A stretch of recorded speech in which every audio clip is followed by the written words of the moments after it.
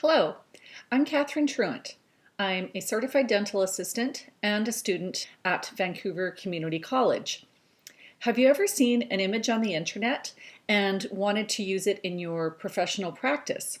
I often wonder if it's okay to reproduce images in an online presentation or handout. It's certainly easy to copy an image, but is it right? I'm going to discuss the use of internet images and navigate through what is okay to reproduce for educational purposes. Professor and communications expert Dr. Curtis Newbold has a fantastic reference infographic about using pictures from the internet.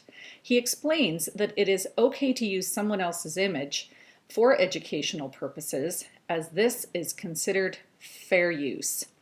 I recently attended a dental convention. This marketing poster was in my registration package, and this cute little animal caught my attention. And it's also a very powerful statement, "We're all ears," that accompanies this image. I want to use this image in my professional practice.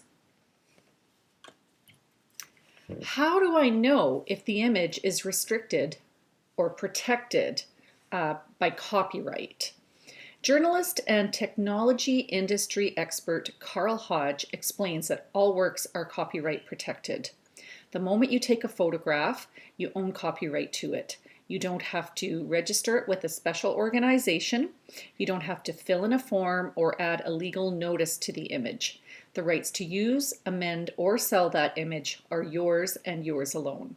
So, if all images are copyright protected, how do I use an image for my professional practice, and how do I determine if the image has copyright restrictions? I'm going to demonstrate and discuss the copyright issues that need to be considered when using a copyright restricted image from the internet. I use my favorite search website, Google, to find the image of that cute little animal so that I can use that for my educational purposes. I determined that the little animal is called a fennec fox, and I'm going to choose the Images tab on Google, and there he is. He's the #1 guy. I want to check usage rights, so I go up to the Tools tab and the Usage Rights tab, and it's not filtered by license right now, but if I remove that filter and I look for an image that I can reuse, he disappears. Now, there are lots of different websites that you can use for free images as long as you attribute them.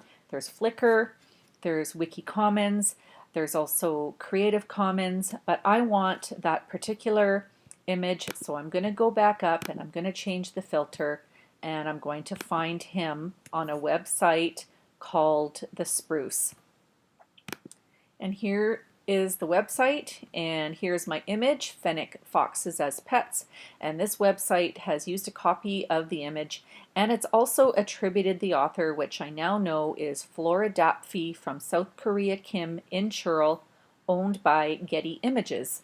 I'm going to go to Getty Images, and I'm going to check out the restrictions. They do want me to purchase a copy of this image, but because I'm using it for educational purposes, I don't need to purchase it, I just need to attribute it, but I cannot copy this image because there's a watermark on it, as you can see, and when I try to download it into my computer, I get a licensing warning.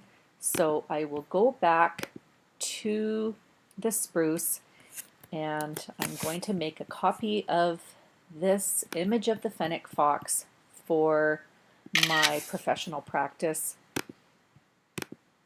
And here he is for me to use for an educational presentation. This copy of the fennec fox was used for marketing purposes. The organization would have needed to purchase a license to use this image on their marketing flyer and attribute the author. If I want to use an image from the internet for educational purposes, I will do two things. #1, I will respect copyright restrictions by using copyright protected images for educational purposes only under the fair dealings exception in the Canadian Copyright Act. And number 2, I will attribute the author or the source of the image.